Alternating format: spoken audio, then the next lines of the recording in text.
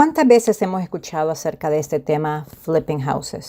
Un tema muy conocido para muchos, un tema poco descubierto para otros. Este día vamos a estar hablando del arte de comprar, renovar, revender y sacar dinero, sacar ganancia. Este día tenemos como invitado especial a nuestro co-host, John Guarini, que nos va a estar hablando acerca de este tema. Bienvenidos. Esto es Real Estate, su mejor inversión. Con Silvia Sandoval y Stan Hurst. Real Estate Group, Keller Williams. Bienvenidos.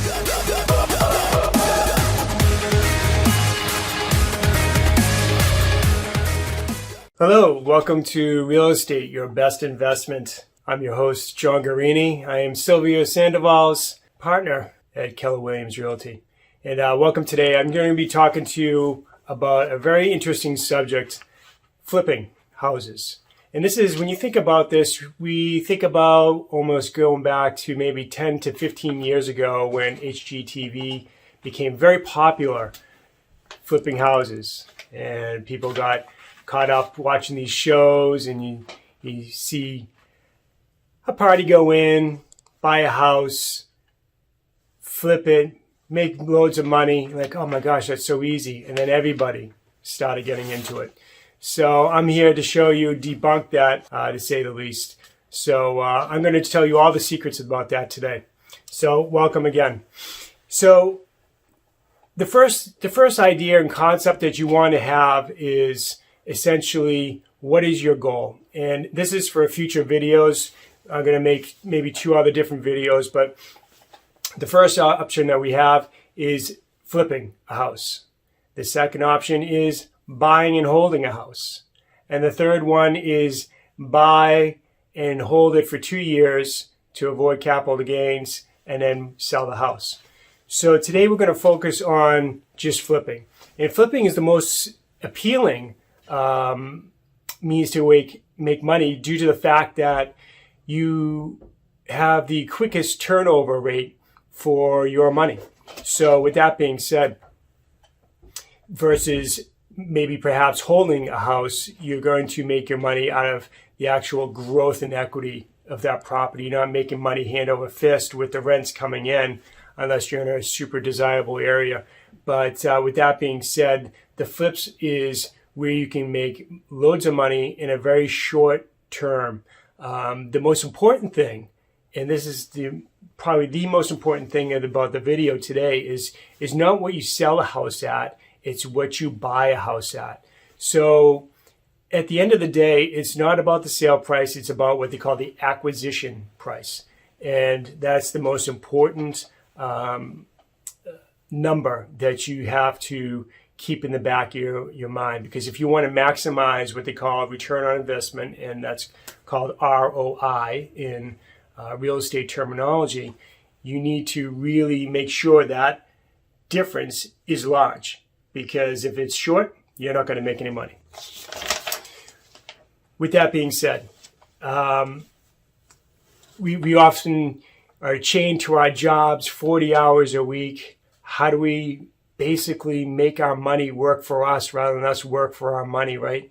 You see everybody every day at the water bubbler complaining about their colleague getting promoted and they're not getting a pay raise. Well, this is a fantastic way to make money on the side. You can do this actually on the side and not as a full-time job, and probably you could technically bring in easily, the sky's the limit, anywhere between 50 to hundreds of thousands of dollars if you do it right. So with that being said, how do we get the money? And there's many different ways to get money. The first way is through your own money. You save up your own cash, you have it banked off, voila, you're good to go. The second way is to have your pool of money saved up, but you have a home equity loan already on an existing house that you are living in currently. So you can use that piggy bank to kind of offset things for maybe construction costs or whatnot. That is a phenomenal way to get money without having to pay crazy interests. The third way is through private loans. So there are people called hard money lenders. These folks are in the business of making money, of course, by lending money.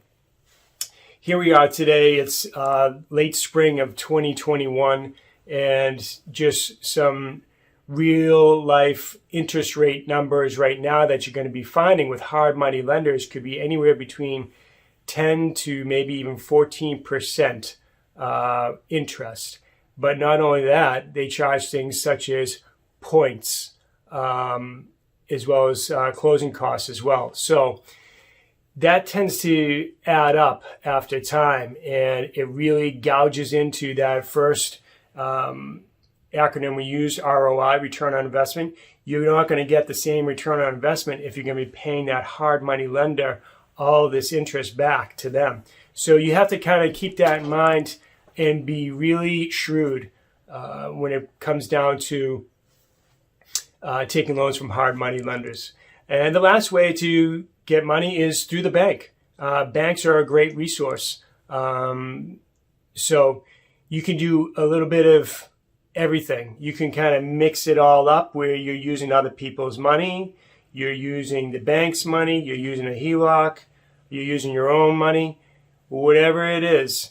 You got to have a nice little pool together ready to go, because that's the most critical part of today's lesson, is trying to minimize that interest that you're paying out to other people. Because one thing people completely forget, it's not just John Garini who's doing the investing, right, in a potential home. I have the United States government as my silent partner. And people forget about Uncle Sam all the time because of the capital gains tax.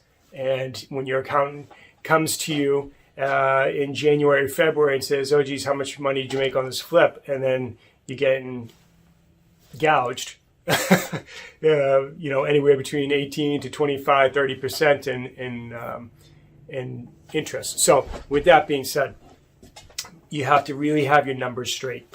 And that is very important.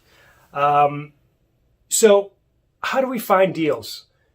And it's kind of almost common sense stuff, but a lot of this, you do not have to have a real estate license in order to do this type of work at all. You just have to have the drive. And if you have the drive, then you will be successful. If you depend on other people and you don't take action, then it's going to be the same thing over and over again. You have to be in charge and have drive. And the way I find deals for clients, for myself, is many different ways. First one is mailings. You can send out a postcard to a specific targeted area that you want to invest in. And you have, hey, I buy houses cash, call me, email me, and you'll get a response. It's a lot of people use mail nowadays, even though social media is one of the number one ways of e-commerce. People still go through the mail. So the other way is assessor's office. So you go to the actual the courthouses and find out. You get lists of people in certain age brackets. So you want to target certain demographics that may be higher potential to sell a home. So baby boomers who have had their kids go through college and now they're looking to downsize, those are the folks that we want to be targeting. So kind of, an interesting note to keep in the back of your mind as far as you want to know what your demographics are, as far as who you're targeting and whatnot, who potentially could be a seller at a very reasonable price. Other ways of getting potential deals would be so simple. Driving around. Take a notepad in your car, right? And you see 123 Main Street is a little bit, falling apart, shall we say? And take the address down and send them a letter. There's other ways where you can actually go straight up to somebody's door and say, hey, my name's John Garini. How are you? I buy houses. Would you be interested in selling your home to me directly? Something so simple, right?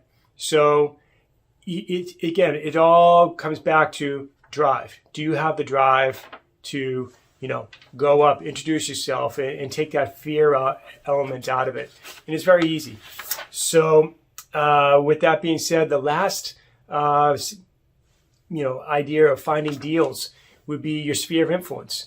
Surround yourself with people, like-minded people, real estate folks, bankers, people that are in the know, right? So if you are surrounded with folks like this, you're going to fall into deals.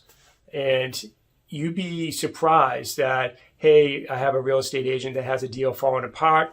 They need somebody to swoop in and buy something cash because the first buyer lost their financing, et cetera, et cetera. That's a great way to find houses as well. So there's all sorts of different forums, such as biggerpockets.com. You go onto these forums, and again, it's a sphere of influence of like-minded people. And once you're surrounded with these people, what they do is they energize you to really get after it. And that's very important, in this industry. So after finding the deals, let's assess the deal, right? So assessing the deal is very critical, obviously, to the equation. Like I said at the very beginning of this article, is that, your acquisition price is paramount. If you buy a house and overpay for it, you're going to make no money, and you're going to spend 3 to 6 months flipping a house for nothing. So, assessing a deal is paramount. And the way we do it is, I suggest doing it, is you find an emerging market, right? So emerging markets can take place anywhere across the continental U.S. And in the past 10 to 15 years, there's been a crazy growth. 2008, everyone knows the market crashed. And right around 2011, right, is when that growth period started to go up. You hit the Google search, go down to simply the Dow Jones Industrial or the S&P 500 and do the 10-year growth period. And you'll see that crash, right? That market, the roller coaster ride, when it goes down and then it starts going up and it goes down and up, right?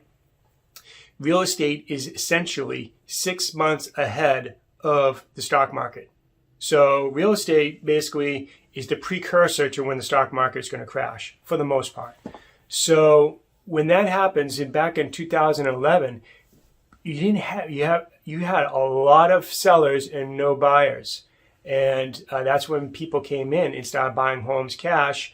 And something locally I can attest to, we live here in the city of Boston, Massachusetts, is one community, East Boston, that you could buy triple deckers back in 2011 for about $50,000 to $75,000 per floor. So, and now these homes are going for nearly $1 million here in 2021. So you can see the growth factor is insane. And what people do is they buy it, they do a condo flip, conversion, and flip it. And that's an unbelievable way to make money. So assessing the deal is super important because you want to find that emerging market. And one of the two big striking talking points that I have here is, one, school systems, two is public transportation. So with those two components, if you have any of those two components in a community, you will find growth. It doesn't have to necessarily be those two things. You could have the factory moving in for a huge company, and that factory might bring growth to the community, right? It could be many different things.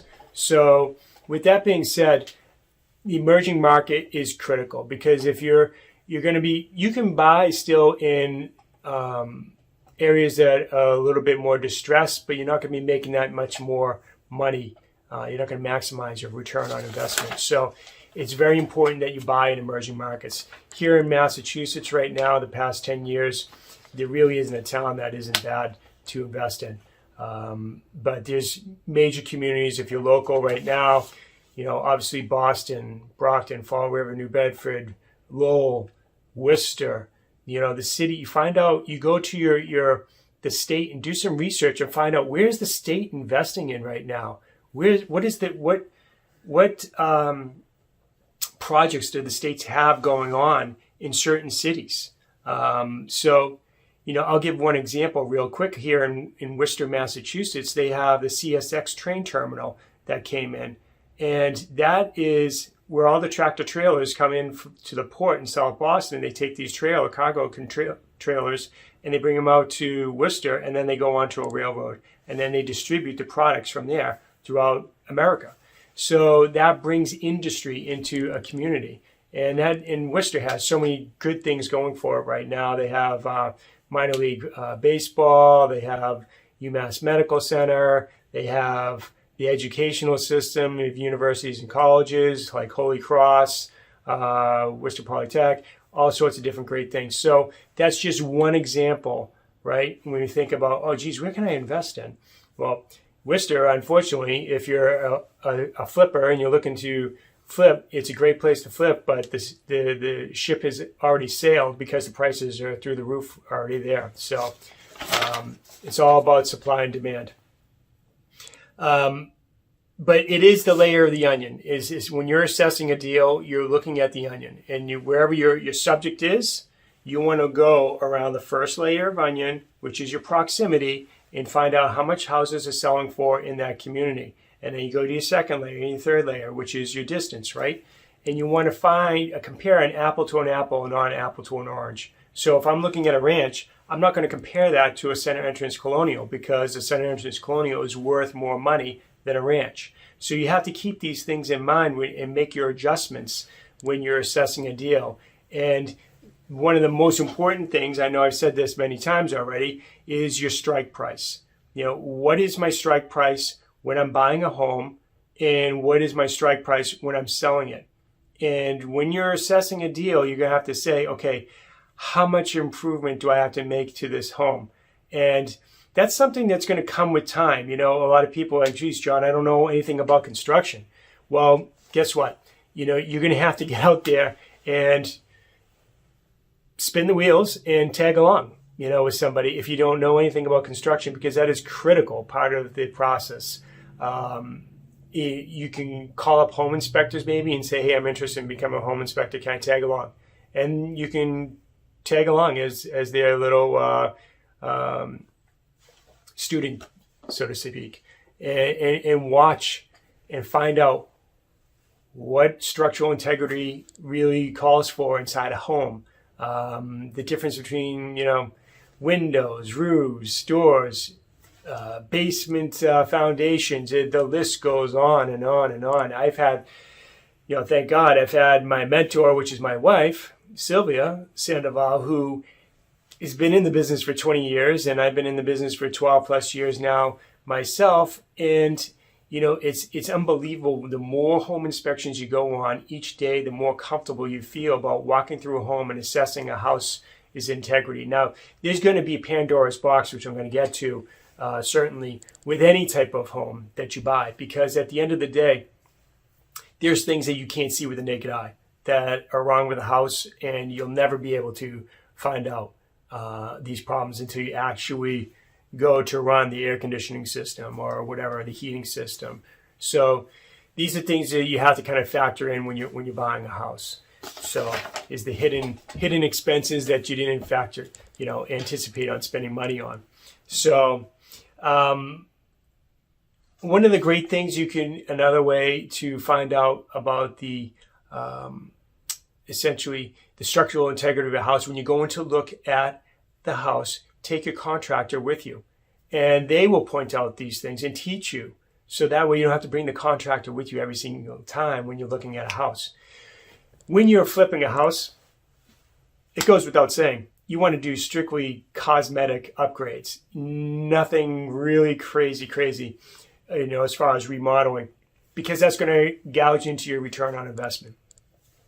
Now, I'd be remiss not to say that you can do major upgrades, provided that you get a C-class property in an A-class neighborhood. So you're going to make your money back.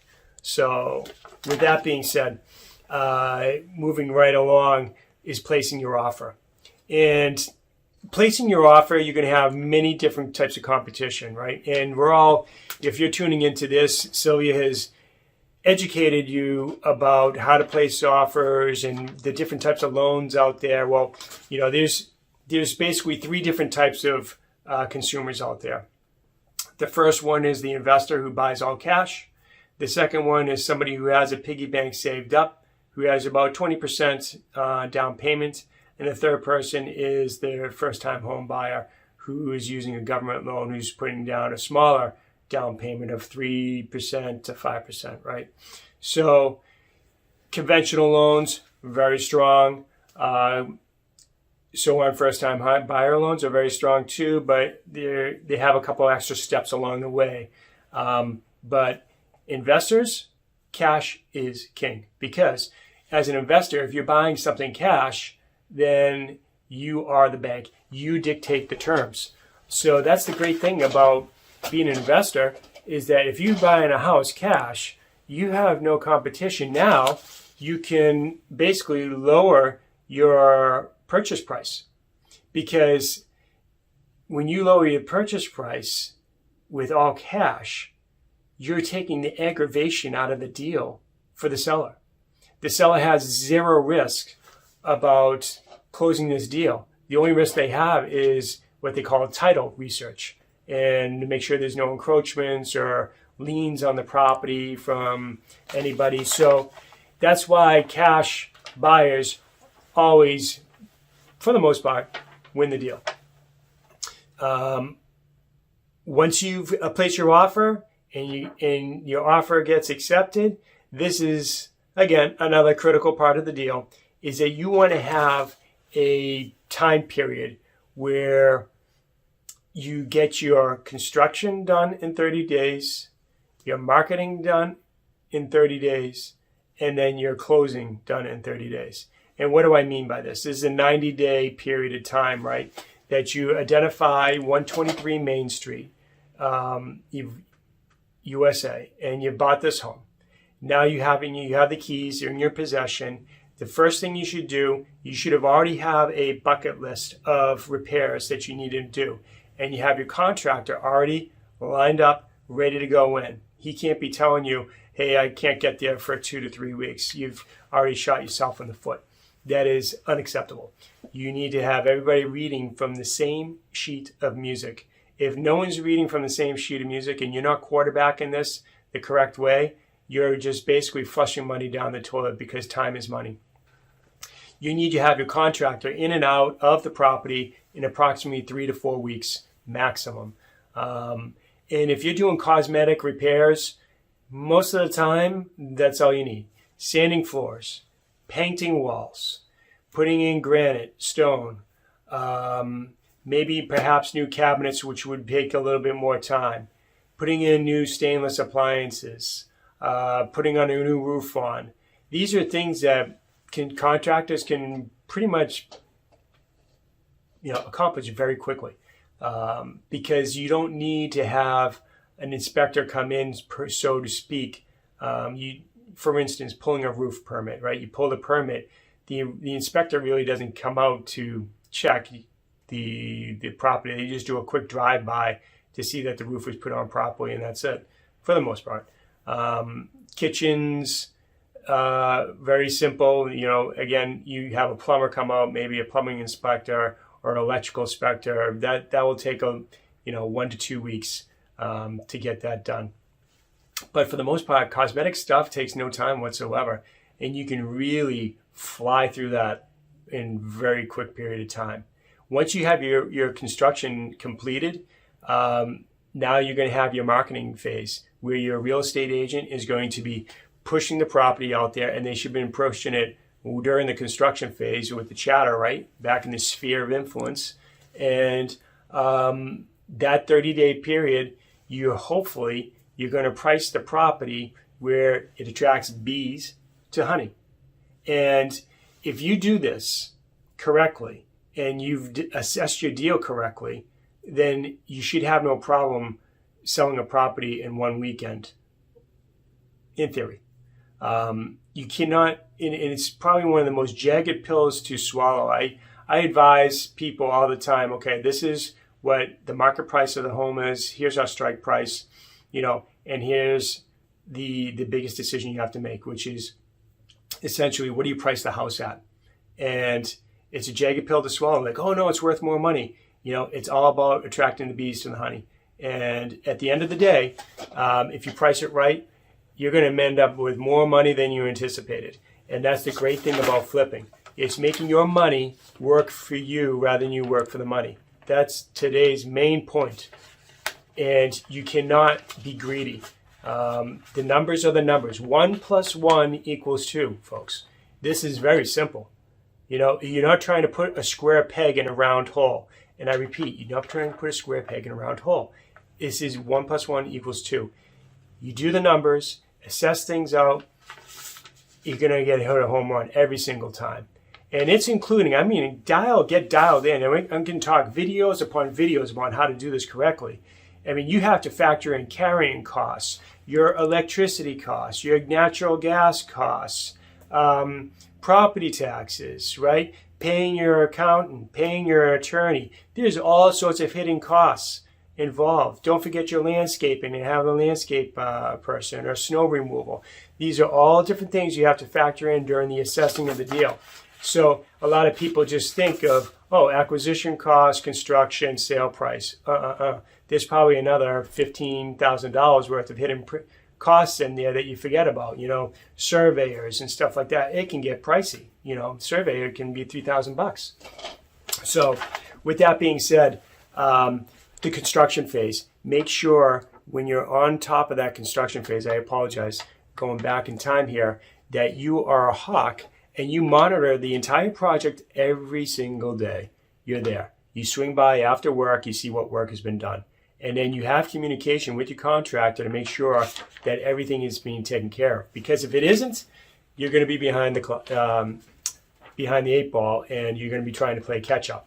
So you need to hold people accountable and you have to quarterback the process. During the marketing phase, nothing more unappealing than an empty house. So make sure you contact your real estate agent and look into staging houses. I go into homes, brand new construction, and you get that echo and everything looks, nice and shiny and everything. You get that new car smell, but it's got no life to it. And, you have to stage homes. It brings you to the next level as far as flipping. And not only that, but when people come inside the home, it gives it life and it makes it more attractive, gives it a curb appeal. So keep that in mind. If you have that in your budget, do so. If not, collect furniture, a little bit of accent pieces, even as silly as it may sound, dish towels. You're like, oh my God, dish towels? Yeah. You do it towards the season, spring dish towels, summer, Christmas time, you name it, Valentine's Day. It's that simple. Just add a little bit of color and flair. Once you've made your sale, hopefully you've made a nice profit, And for me personally, if you can make in today's modern day time of 2021, if you can make, let's say $20,000 to $25,000 in a 3-month period of time, would you do it? Absolutely. Why not? Right? But you're hoping that your return on investment would be higher, maybe $50,000 or so. So, the major thing that you have to keep in mind is that Uncle Sam, the U.S. government, is your silent partner, and that, if you're getting $50,000 in revenue, unfortunately, or fortunately, for that matter, you have about $15,000 going back towards the government, or a little bit more. So you have to kind of keep that in mind. And the great thing about it is you take that money that you make, be disciplined, put it in a piggy bank, reinvest it for the next deal. You could do, potentially, if you're good, 3 deals a year. You do 3 deals a year, guess what? It keeps on multiplying. It's the domino effect. And you think about it, right? 2 times 2 is 4. 4 times 4, 16. 16 times 2, 32, right? It keeps on domino affecting, right? And it multiplies, and your piggy bank is going to be bigger than you ever thought it'd ever be. And it's a fantastic thing. So that's today's subject about flipping. I could talk about this forever, but unfortunately we have 30 minutes, and I welcome anybody to reach out, instant message us here on YouTube, or feel free to call us directly at 781-454-8880. Again, 781-454-8880. I'm John Garini with Keller Williams Realty and the Stonehurst Real Estate Group team, and hope to bring you some more future videos in these exciting topics of flips, buy and holds, and all sorts of good stuff. So good luck, and we'll see you next time. Thanks a lot. Esto ha sido Real Estate, su mejor inversión. Escucha a Silvia Sandoval y Stonehurst Real Estate Group, Keller Williams, el próximo martes a las 12:30 p.m. con la mejor asesoría de bienes raíces.